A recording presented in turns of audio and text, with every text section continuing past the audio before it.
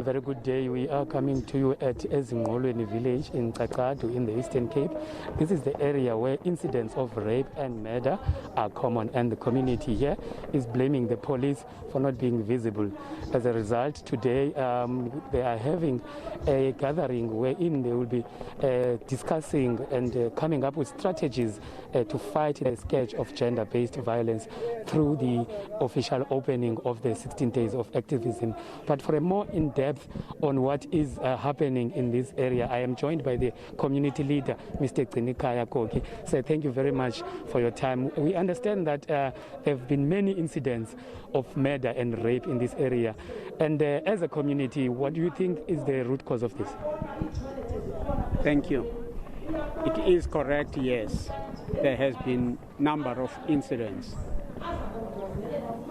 that led to death of old people in this area.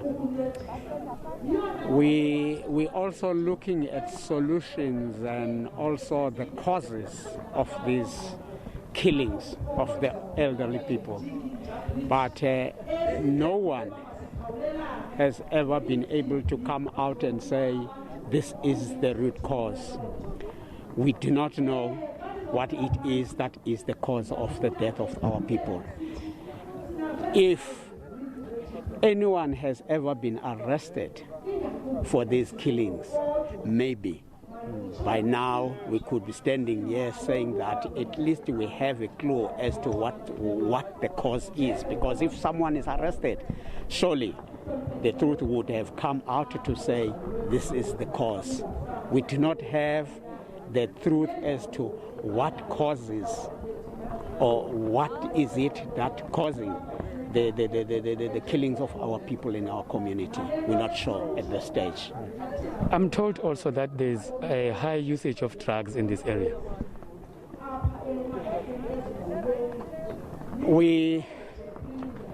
I cannot stand here and say yes with certainty, but yes, possibility is there, because there has been houses that have been identified as to where the drugs are used and the drugs are sold. But I'm not sure definitely, but yes, there is possible. What is it that, as the community, you are doing in order to make sure that, especially the women households, are very safe? Because having spoken to them, many of them say they do not feel safe. It's true, they do not feel safe. We initially had meetings with the police with the intention to establish CPFs. Members were elected, but it could not be finalized because the police turned around and said that they have budgetary constraints and it could not be finalized. However, as the community, we started mobilizing, having guys that are going around at night doing patrols, to ensure that there are no people that are roaming around without reasons at night. We had a challenge initially on that as well, because the police were telling the people that you have no right to do that on your own. But it was something that we could resist because they have not come up with any solutions. The members that were elected for the CPFs have never been trained, never been equipped. Nothing has been done about it. So that is the initiative that, as the community, we have taken. All right. Government is here. I see the MEC for Safety and the Premier as well is here. What would you like to say to them with regards to what is happening here in this area? Difficult, especially with the MEC for community safety, because she once called me and asked me questions that I thought it's questions that could not come from the leader, saying that many people were there, including the Premier and the Commissioner. What is it that you want done now? I could not agree with her on that. I think what we did, writing a letter to the Commissioner of the province, tabulated everything that we wanted done.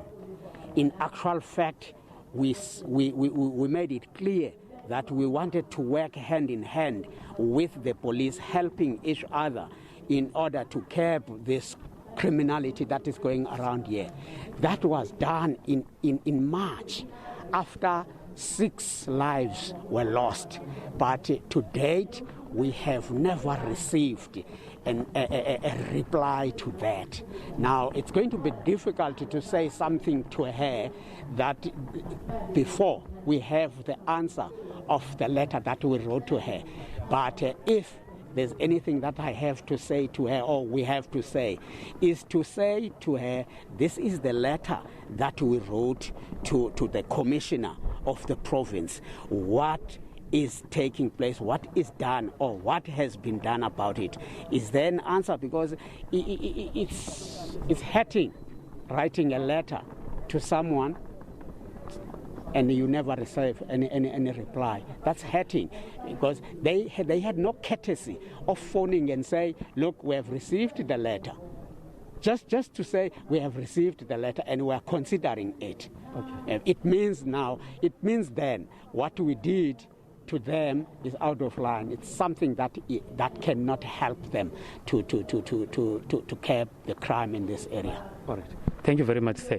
That was the community leader of this area saying that they are trying their level best to fight the scourge of gender-based violence in this area. However, they are not getting any cooperation from the authorities. With that, it is back to you in studio.